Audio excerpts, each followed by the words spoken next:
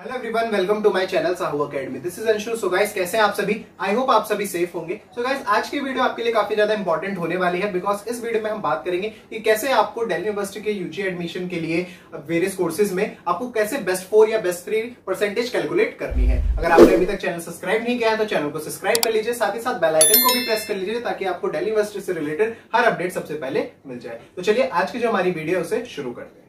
सो guys, कैसे हमें best 4 या बेस्ट 3 कैलकुलेट करना चाहते हैं आप वेरियस कोर्सेज के लिए, चाहे आप बीए की बात करें या फिर बीकॉम या बीएससी के लिए, तो ऐसे कैसे आपको कैलकुलेट करना है तो वो देखते हैं। तो मैं आपको बताऊं, जो भी हमारा दिल्ली यूनिवर्सिटी की वेबसाइट है वहां पर आपको एडमिशन से पहले, यानी हर साल एडमिशन से पहले आपको यूजी एक बुलेटिन निकालते हैं।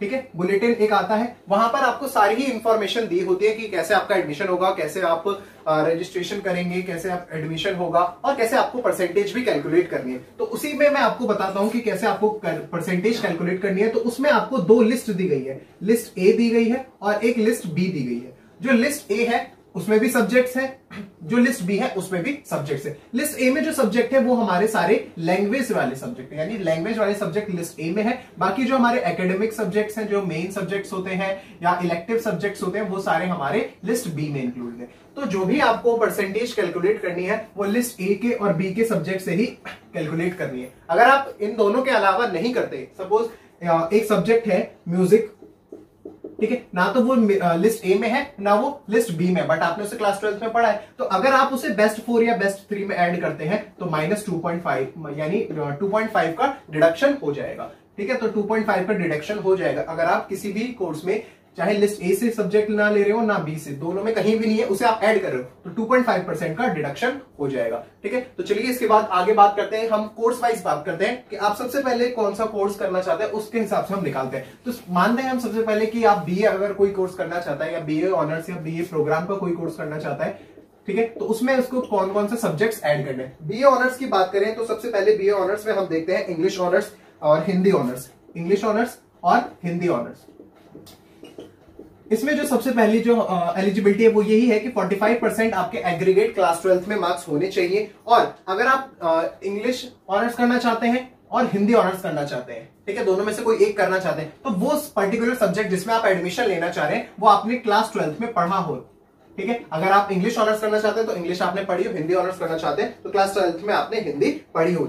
ठीक है, और इसके बाद जो भी आपकी परसेंट कैलकुलेट होगी वो बेस्ट 4 होगी। ठीक है, बेस्ट 4 सब्जेक्ट्स आपको लेने हैं, जिसमें से एक हमारा लैंग्वेज सब्जेक्ट होगा और बाकी जो 3 है वो इलेक्टिव सब्जेक्ट्स यानी जो मेन सब्जेक्ट्स हैं उनमें से आप बेस्ट 3 को सब्जेक्ट्स को लेंगे और ऐसे आप टोटल बेस्ट 4 कैलकुलेट करेंगे एडमिशन के लिए। और वो मैंने आपको बता दिया, अगर आप ए और बी के अलावा कोई लेते हैं तो 2.5% का डिडक्शन हो जाएगा। तो ये हमारा हो गया बीए ऑनर्स हिंदी और इंग्लिश के लिए। ऐसे आप किसी भी लैंग्वेज से करना चाहते हैं, सपोज अरबिक से, बंगाली से, पर्सियन से, पंजाबी, संस्कृत, उर्दू, तो ये सब आपको करना है तो आपने क्लास 12 में वो सब्जेक्ट पढ़ा होना चाहिए।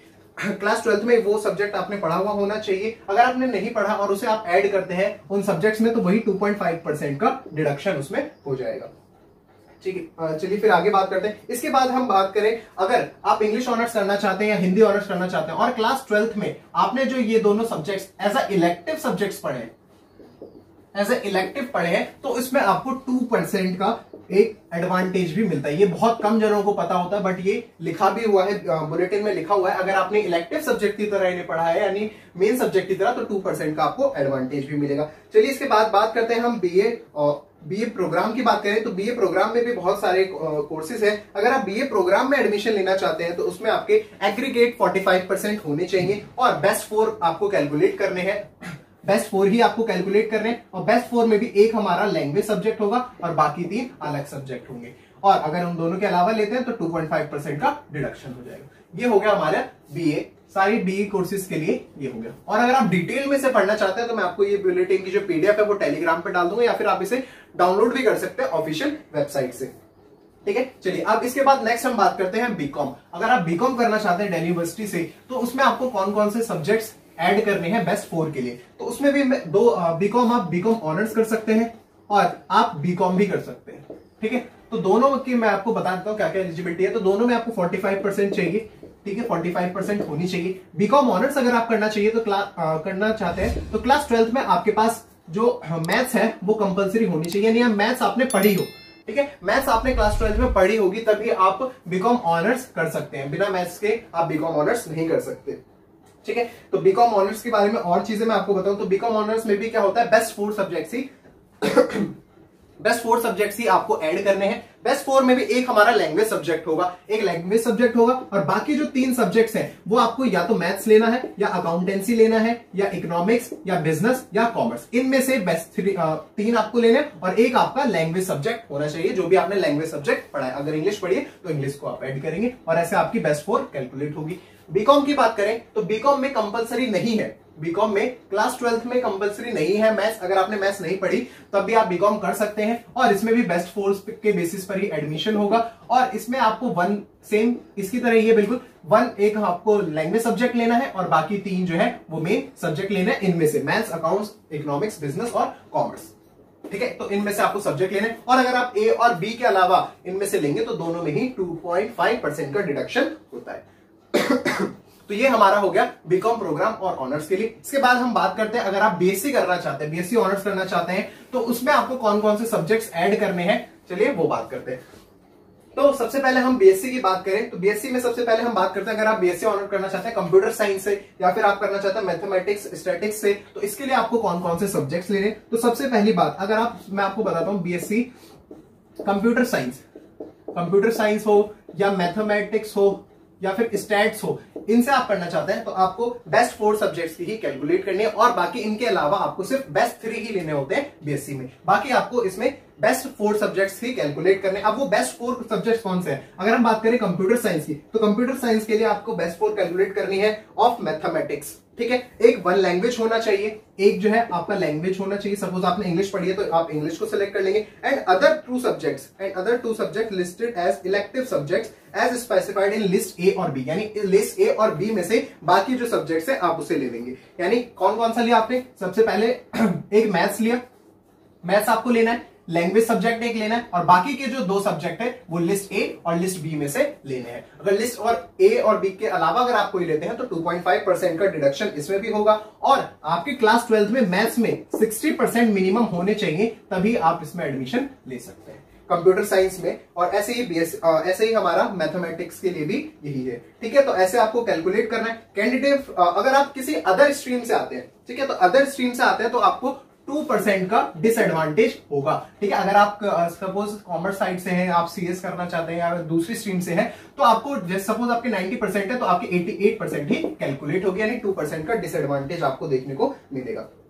इसके बाद हम बात करते हैं बीएससी में और जो हमारे सब्जेक्ट्स हैं। अगर आप बीएससी प्रोग्राम करना चाहते हैं अप्लाइड फिजिक्स से या केमिस्ट्री से, तो इन सब के लिए आपके पास 45% मिनिमम होना चाहिए इन एग्रीगेट पीसीएम में। ठीक है, पीसीएम में 45% होना चाहिए। और बात करें हम दूसरे कोर्सेज, सपोज आप फिजिकल साइंस करना चाहते हैं विद कंप्यूटर साइंस, एक ये नया है physical science with computer science, तो इसमें भी सेम एलिजिबिलिटी यही है, आपको बेस्ट 3 ही कैलकुलेट करने हैं। इसके बाद हम बात करें बीएससी ऑनर्स में और बहुत सारे आपको सब्जेक्ट्स मिलते हैं। सपोज आप जियोलॉजी करना चाहते हो, या फिर बीएससी ऑनर्स करना चाहते हैं आप बायोलॉजी से, केमिस्ट्री से, या फिर फिजिक्स से, या पॉलीमर साइंस से, तो इसके लिए आपके पास 55% मिनिमम होना चाहिए पीसीएम में 55% मिनिमम। अगर आप फिजिक्स ऑनर्स करना चाहते हैं, केमिस्ट्री ऑनर्स करना चाहते हैं, जियोलॉजी करना चाहते हैं, या फिर आप पॉलीमर साइंस करना चाहते हैं, तो इसके लिए 55% मिनिमम आपका होना चाहिए। और परसेंटेज आपको सेम मेरिट जो होगा वो इन्हीं पर बनेगा, पीसीएम पर, 3 सब्जेक्ट्स पर।